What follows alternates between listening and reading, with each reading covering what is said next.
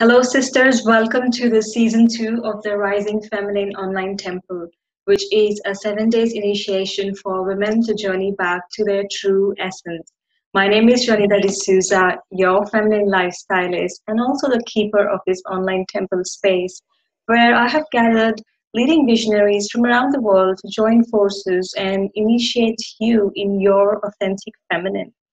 And as part of the feminine lifestylist work, I know rituals are so important for all of us busy women. And I invite each one of us to indulge into small everyday rituals so that we feel nurtured, nourished, and fulfilled in our daily busy lifestyle. So, as part of this online temple, I invite you to create some sacred container, maybe light a candle, grab your journal, give yourself the time for yourself to receive these offerings of the teachers in this online temple space because each one of them have a very special message for your initiation.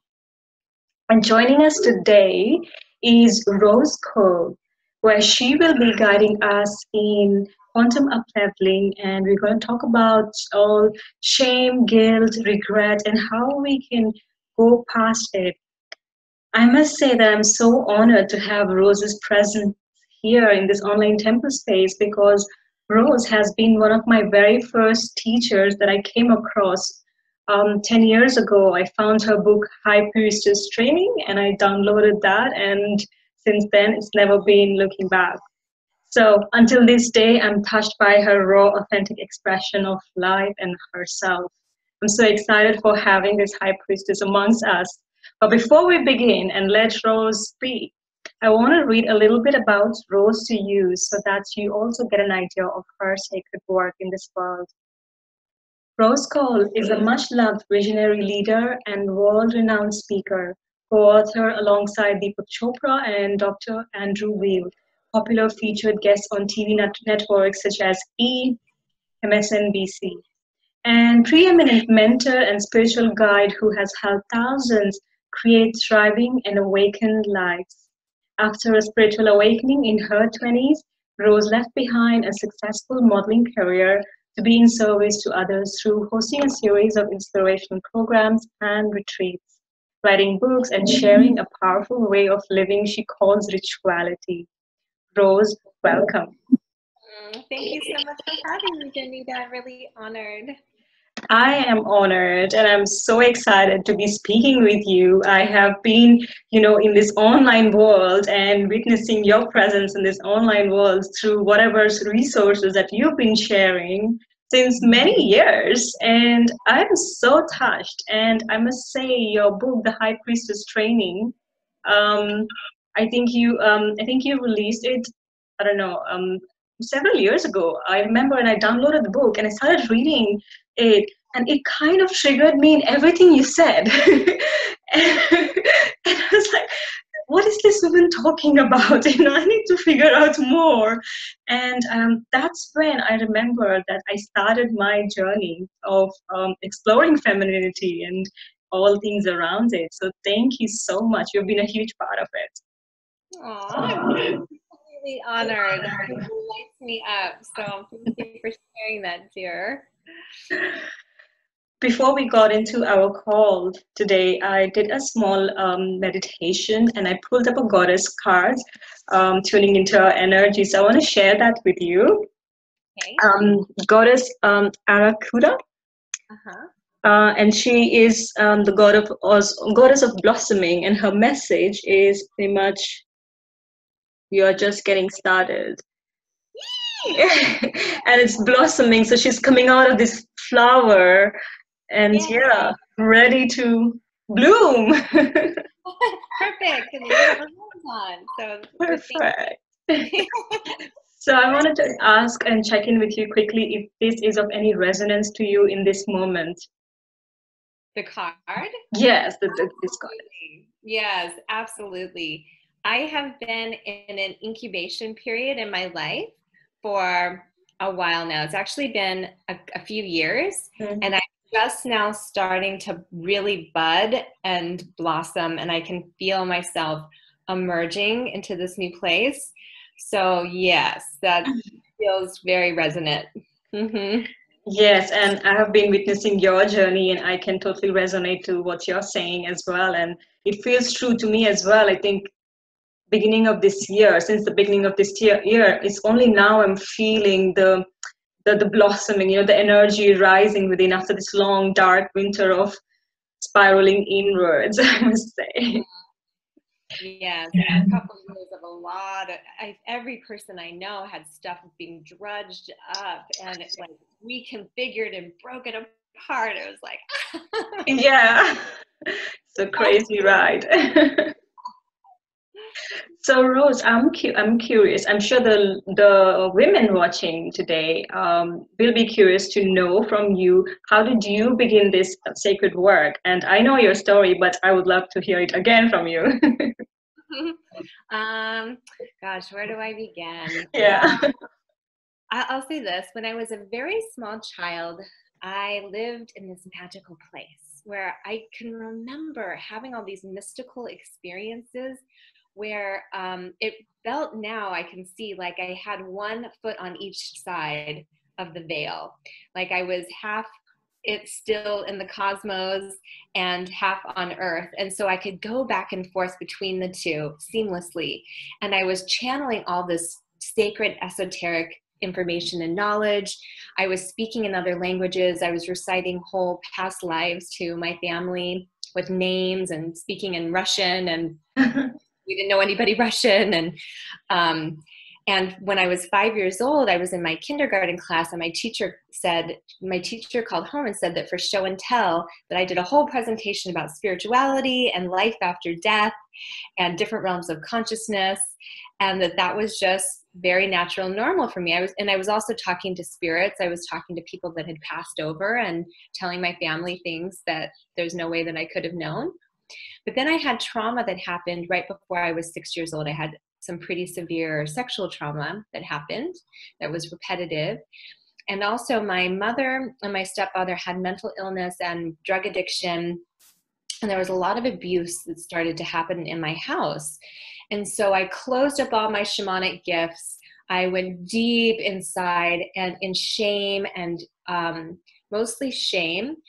But also guilt too. And I was riddled with it. And I literally was like in a purgatory. I was in a living hell for over 10 years of my life, maybe 15 years of my life, where I was in a deep, dark depression, where every day I was just tormented by what was going on around me and in so much pain and suffering. And there was a lot of,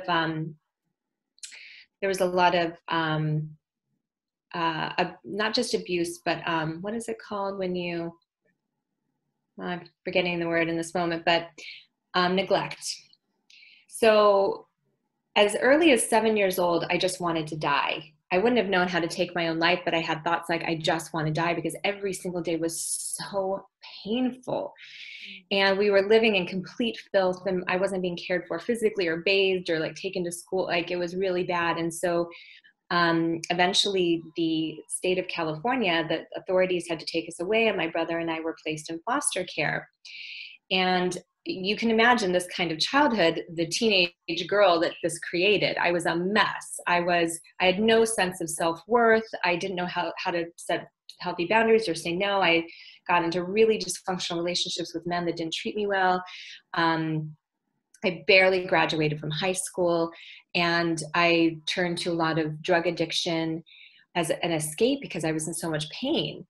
And in my very early 20s, I had a spiritual awakening. My physical body was falling apart from all of the trauma. And I had this spiritual awakening through holistic nutrition. Oh, and I should say this, I also, before that, I was placed in foster care with my aunt and my uncle, and they adopted me. And so the man who adopted me, and raised me like a father, he was Apache Indian, Native American. And so all of these things, the holistic nutrition and being raised by my very spiritual aunt and uncle, and having all of these Native American rites of passage that I was raised in, created a series of profound spiritual awakenings. Mm. And I went into holistic nutrition first, and I was helping people heal from trauma.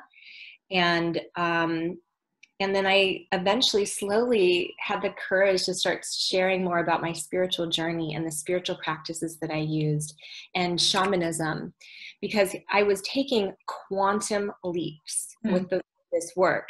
So it was like the amount of healing. There was nobody that I've ever met to this day that had as low self-esteem as me or was as insecure as I was. I mean, I had body dysmorphia. I had agoraphobia. I couldn't leave the house sometimes because I had such extreme social anxiety. Like having an interview like this and speaking on stage, thousands of people and being on TV was so far outside of my consciousness. I wouldn't have even been able to fathom it.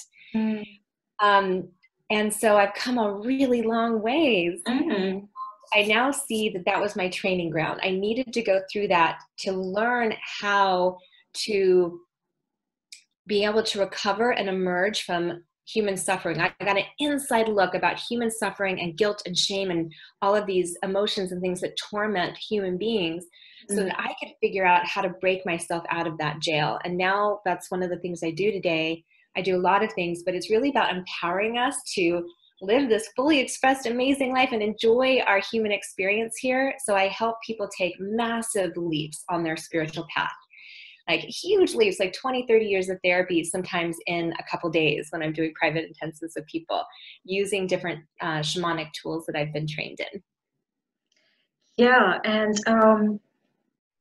I've heard you talking about the quantum leap and the quantum up-leveling before, and I'm really intrigued, and I have experienced some of it through some of your seminars as well, where you shared about it, and then we went through certain small visualization, and I could always feel that every time I listened to you, something was shifting, and it doesn't have to be 2 years or 5 years of processing, but it can be so quick. And for the women that are listening right now and who are not aware of what a quantum leap is, would you please like to explain what it is and how does it even happen? Yes. So we are in a time right now where consciousness is speeding up exponentially. What I mean by that is look at you and your parents' generation. If you look at your consciousness and your parents, you can see a gap, right? We all can't see this wavelength. If you're listening to this and you're part of the summit, you are part of what's called the first wave of ascension, and you have a different heightened sensitivity and consciousness than those that are around you, the majority of the population, and especially most of the members of your family, most likely. And you can see a leap between you and your parents, right? Your capacity for intimacy, and emotions. That a lot of our parents were very emotionally inept. Well, now look at the leap between your parents and your grandparents. There was a leap there, but the one between us and our parents is bigger. But there is a leap between our grandparents and our parents. Now, if you look at your grandparents and your great-grandparents, they were very similar. So you can see, yes, there was a little leap, and then there was a bigger leap, and then with us, there was a great big leap. And our kids, there's like, they're coming in, there are these bright little angels that are so tapped in and requiring, like, they're so conscious and they know stuff and they're channeling, and they require a lot of presence and a lot of, they require us to really be on our A game and to clear things with them and have a huge capacity for intimacy. So we can see consciousness is speeding up. So with that, healing is speeding up. Our capacity to transform is speeding up. And we are being called forth to evolve at a very fast pace. So what used to take 20 or 30 years of therapy, like with our our parents' generation, for us, we can literally do in a weekend or a week or in a blink of an eye. And when we're working with the quantum field, the thing that shamans and mystics have known for forever is you can work with the quantum field. So in Newtonian physics, 1 + 1 = 2. In quantum physics, 1 + 1 can equal 100 or 1,000. There's exponential growth. So I always tell people, be open to miracles. I now have faith in miracles on the quantum field because I see it happen on a daily basis. I have things happen in my life where people are like, but that can happen, and that doesn't work like that, or you can't do that, or you can't charge that, or whatever the thing is in their mind. I'm like, how did you do that? How did you build this huge successful business and helping people and have people flying from all over the world, and you didn't even go to college? Like these things that don't make sense in their mind. Because I know how to have that faith in the quantum field, and anybody can do it. It's not that I'm somebody special. I've just been doing it for longer, and I have a higher level of faith. Mm. That's it in a nutshell. It's when, like, here's an example. People all the time defy medical science. I have a friend, he had heart, he went to the doctor, they did a scan of his heart or x-ray, whatever. They said, oh my gosh, you need to go into surgery immediately. 3 of your arteries are blocked. And here he is, he's only in his like early 40s. And he goes, wait. And they're literally wanting to wheel him into surgery right then. He said, just let me go home, give me 2 weeks, show me where the arteries are. I'm going to go in and do work. He went home and he did all this spiritual work and visualizations and hypnotherapy. And he went back to the doctor 2 weeks later, and the doctor looked at did another x-ray and literally stormed out of the room. Came back in the room. He said, I don't know how you did this. He was actually mad. He was pissed. He said, I don't know how you did this. This doesn't happen. This shouldn't happen. But now they're cleared. Oh. Quantum healing. That's what I'm talking about. Where you can have a pattern like a wound from your childhood, and you can literally clear it in seconds or minutes. Weeks. Like, I don't know about you, Jonita, but like those of us on our path, we're usually healing and growing at such a fast pace that we're often not even the same person we were last week. Yeah. Like there's so much growth happening, right? It's like, yeah, at times I must say that I have found it very draining as well, because it is exhausting at times, but then, it's always in like an up and down rise. We're always riding the waves. So I know that there's something else waiting on the other side anyways, but it has been draining to me. And I remember I was sharing with my husband that this spirituality is a trap. What have I done to myself? But but I love it. I love it. Yeah, I know. Like, if you could trade it, would you? No. No. We see the people, like, if you ever want to see the other side, like, this is when I go to some place like the airport or a mall where you get to see the general population and they're walking around. I went to Disneyland the other day and I was telling my partner, I said, look around. Only 1 out of every maybe 1,000 people is smiling. And Disneyland is supposed to be the happiest place at Earth. And they're walking around like this. A lot of them will be in a family pod, like 5, 6 members of a family, not talking or looking at each other, walking, holding all this food and not smiling and just eating food.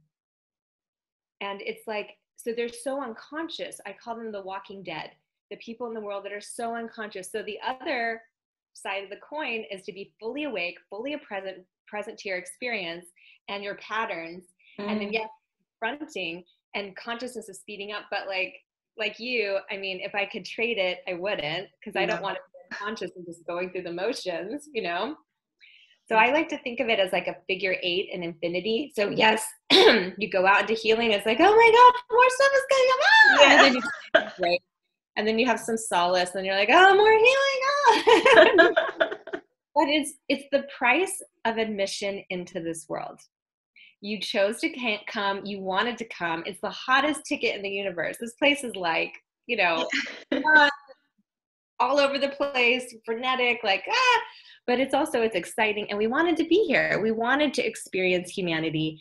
And so why not come and do the work that we came to do and look at the patterns and evolve and heal. And then we get to come into alignment with our sacred purpose. And the real fun, I find, is when I'm able to be used as a vessel, because then I'm divinely guided in my life. And so that's when I'm here to show people how to get in sync with your sacred purpose, so you can start being divinely guided. So it's not, even though it's not like, it's going to be all rainbows and like easy, but you're not fighting upstream anymore. And you're able to kind of float downstream, and then you start to learn how to navigate with a little more grace and and hopefully enjoyment while you're here. I, I had a personal experience of quantum healing with my skin disease. I used to have eczema, Yeah. and it spread all over my body, and it was really in a very bad situation. I was taking steroids, and nothing could just save it from spreading all over my body, and it really put me into a very low place in my life, because I no longer felt beautiful, and like how a woman should look, because it was just all over the place. And the doctor said that that's it, I have to be on steroids. And I tried every single thing. And I remember when I met this woman, and she started checking into my emotions, and that's when like the floodgates opened for me. I cried my eyes out, and I realized how much insecure I was in my emotions, how unsafe I felt in my body. And it was all about resolving little bits of this, which finally cured my eczema. And it didn't happen through medication, but it happened through emotional healing. And so that was an experience for me that, yes, something more than just physical and scientific proofs exists. And we have space for it, should we tap into it? So I wanted to check in with you. You talk a lot about shame and guilt and regret. And for us women, this is something like very underlying underneath the surface of all of us women. So I'd love to hear about that from you. Yes. I didn't know that about your journey, Janita. I had psoriasis, which was I read that, yeah. the same thing. So all these creams and everything, and it was holistic healing and all of it, the emotional work and holistic nutrition. And so, yes, it's amazing that emotions and feelings of guilt, regret, remorse, regret, shame, and guilt are helpful emotions, but when we're recycling them and constantly releasing them and cycling them in our body, they do a lot of harm. We're sending out that frequency. Now, if you think about it, as women, it's going back for thousands of years that it has been ingrained through religion and various paths that, and through the patriarchy systems that have been set up, that women are innately bad. Like, we were the ones that offered the apple and sinners. We are the ones, we did it, and we're wrong, and we're shameful, and we're guilty. And so it has been inherited on a subconscious level. And so one of my big things has been to learn how to decipher where the shame and guilt is coming from this lifetime, and to turn it off so I'm not releasing it, to be able to let it go. I would love to take everybody through a short little exercise. Yeah. So I just took a woman through this, and it literally changed her life like this. So let's say you have something that you're in turmoil about. Mm-hmm. Okay, I'll hold on, let me think of, well, I'll use her as an example, this woman that I just did a call with. Mm-hmm. She won, I did a drawing, and she won this free session with me. And she came to me and she said, I'm feeling all this turmoil because I took out a loan to start my business as a holistic practitioner. I left my day job, and now I haven't been able to pay this huge loan back. And I'm trying to decide, it's been many years now, and I may have to file for bankruptcy. And I'm just all worked up. I've been going back and forth for a year trying to figure out what I should do. And I said, okay, well, let's at least remove the emotions around it, the negative emotions around it, and forgive it, which means to take something through a full cycle and release the negative emotional charge around it.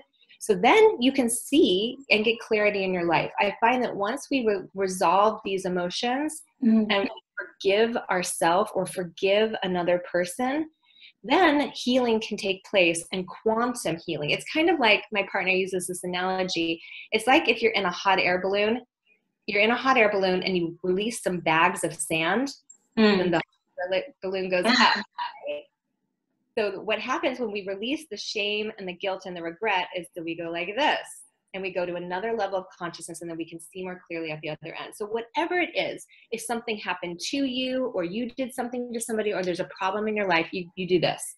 You first identify Am I feeling guilt, shame, or regret, or some combination? Okay. So I asked her, are you feeling regret? Regret is, do you wish you would have made another choice? And when she thought about it, she said, no, because I got to build my business. So if I could go back, knowing what I know now, I would still probably make the same choice. Okay, so regret is, do you wish you would have made another choice? So she said no. Then I said, are you feeling shame? Shame means that you feel like you are innately bad or broken, like you have let yourself down. Like you are innately bad. So my journey was with sexual abuse, and those of us that have had sexual abuse often have shame because we feel like we're dirty, we're bad, we somehow created it or attracted it. Or we didn't say no, we didn't know how to say no, so we are shameful. We're like dirty, and we're broken now, and no longer wanted because of this. I asked her, do you feel shameful? And she said, no, I don't feel that. I don't feel like I'm innately broken or wrong because of it. And then we went to the last one, and I said, do you feel guilty?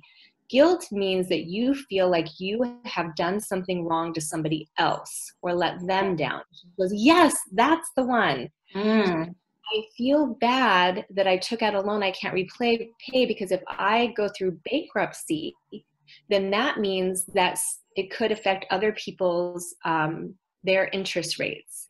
Like I feel that my karma, like I took on karma that I couldn't write, like that I'm going to be creating negative karma and not being in right way with the financial system. And then, so with all three of them, what you want to do is release them. And the way you do it is this. If it's regret, then you say, okay, I had a decision that I wish I would have made differently. Then you think to yourself, what is the lesson? What do I wish I would have done differently? Or what would I do differently next time?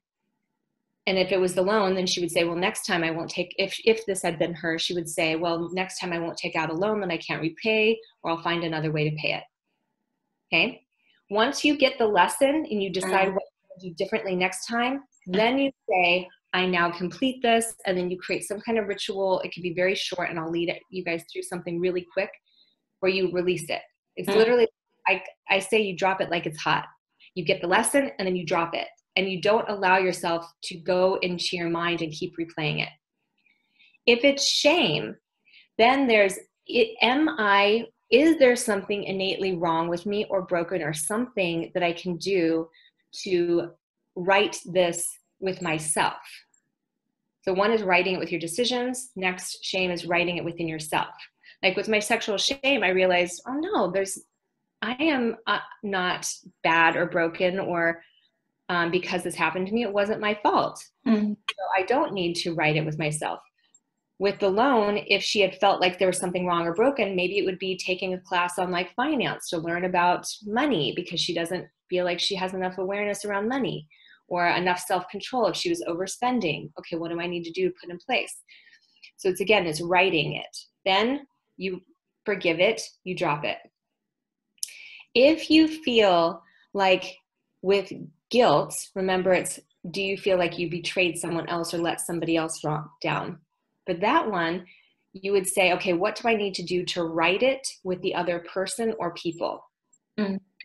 So with the example of the loan, I said, oh, what can you do to right that karma? And or to somehow, there's this big field of consciousness, and we are always looking at, it's one of the things we talk about in Walking Beauty, being in right way, where you are not taking more than you give, and vice versa, where you're keeping equality. And I said, is there anything you can do to right it with the collective consciousness? And she said, yes, there is. What I can do is commit to giving my gifts to the world, to playing full out, and to stewarding this money in the utmost. I took this money. Now, can I create so much healing and joy and amazingness in the world that I'm giving more, that the world is a better place because of this? I feel it in my whole body right now. Can you guys feel it? It shifted at first. She's like, oh my gosh, I can see it now. And she was like, I don't need to carry this anymore. And instantly it was gone and released.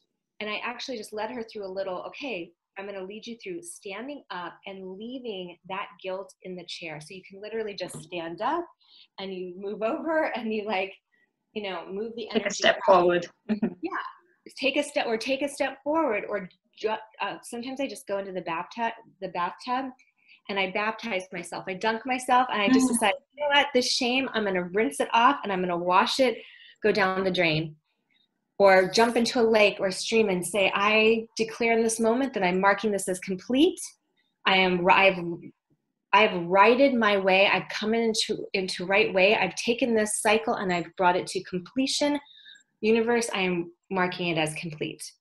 And then in my mind, if there's an old habit of like going to it or like, you know, berating myself, I stop myself and I say, no, this is marked complete. Thank you so much for letting me. I just talk to my mind. I say, thank you.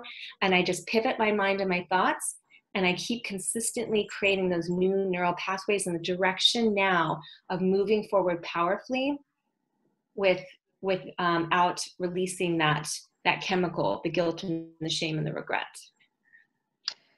Yeah, it sounds so powerful. So I'm so curious to be guided through this exercise. Oh, that's it. Well, we could do this. Everyone can think of theirs right now, and then we can do it together. Yes. Okay.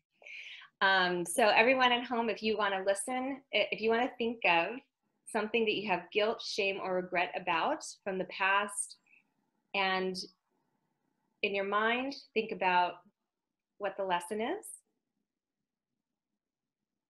What is it that you need to do to right yourself, either with your decisions, with someone else, or within yourself, if there is anything that needs to be righted? What are you committing to? And now, are you ready to mark this complete and to forgive yourself or the other person? And if you are choosing to forgive it and mark this as complete and put an end to this suffering, then on the count of 3, we will stand up, leaving this pattern in the seat. 1, 2, 3.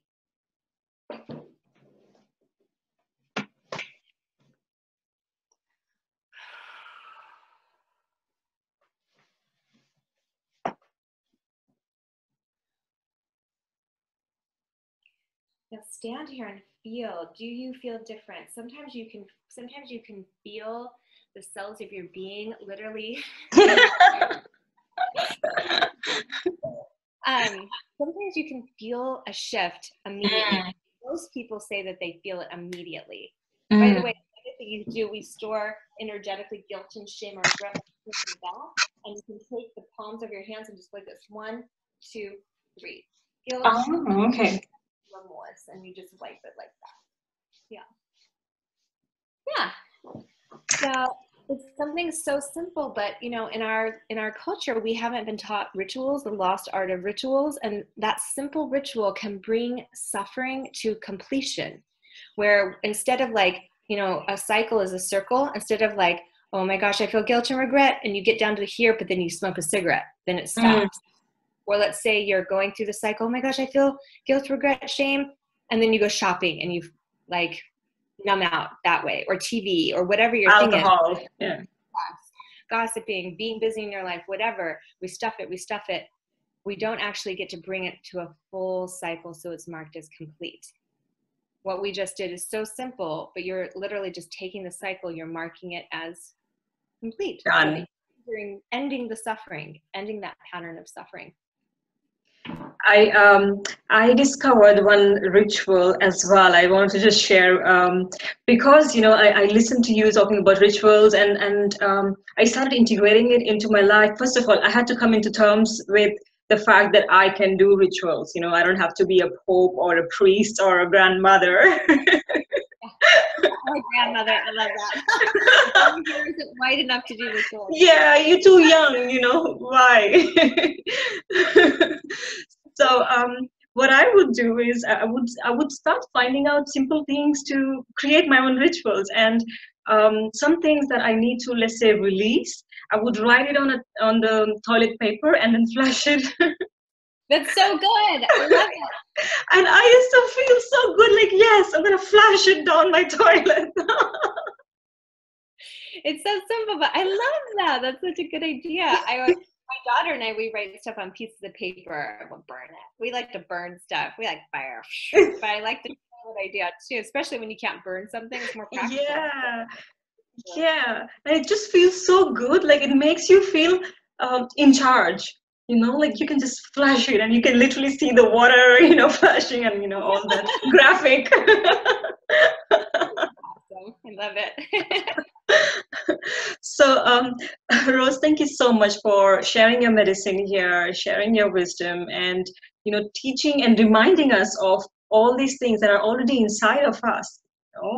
I'm so grateful, and I would like you to please share the free gift that you are offering to the women listening. Yes. Well, as you know, Janita, we have a community. Janita is part of our community. Yes. And it's the Walk in Beauty Sister Tribe, and it's a spiritual group of women who get together. It's a small, intimate group of women from around the globe, and it's centered around this prayer. It's a Native American prayer called Walk in Beauty. And so we meet every week for a live call, and there's a different topic and teaching and lesson, and we do really fun things together. Like right now we're doing a big group cleanse together, and we sing different medicine songs that are like activations, and we have activation prayers, and we get all juiced up and inspired in our life and support each other. A Facebook group too where we support each other. And it's also a chance for me to get to know you. I'm always there laser coaching and supporting women and showing them how to move through the things that come up in their life. And it's a great honor to be able to get to know the women in there. And so I would love to offer everyone 4 weeks to come and join us and see what our community is like and see what the live calls are like. So it's a month free access to the Walk in Beauty Sister Tribe. And I look forward to getting to know everyone that wants to join us.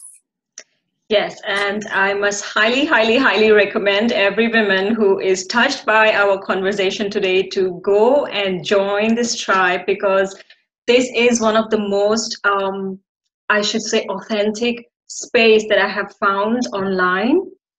And we all meet online, and we don't have to even meet in person, but the energies are so present. The energies are the collective. Sometimes what I'm thinking is what you may just end up saying in the call, or somebody else will ask a question about it, and I can just feel all of these energies. And you are so raw, and you guide us through a lot of processes in there. So yes, I highly recommend everybody to join the Walk in Beauty, and I also honor Sharon and Tiffany's work, their beautiful presence too.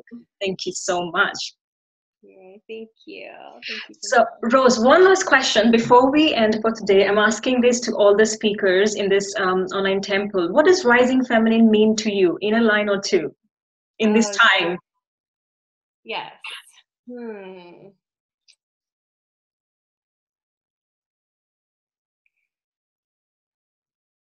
I honor the Divine Feminine who is rising up in her power and using her voice and reclaiming herself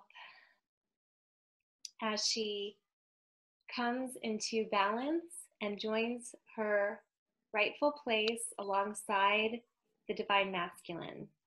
Not above the masculine, but in equality alongside. Yes. Aho. Aho. Thank you so much, Rose, for your gracious presence today.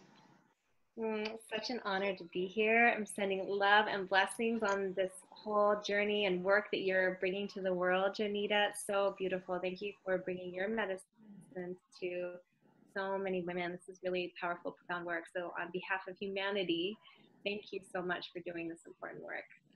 Thank you for being an inspiration, Rose. Mwah. Bye-bye.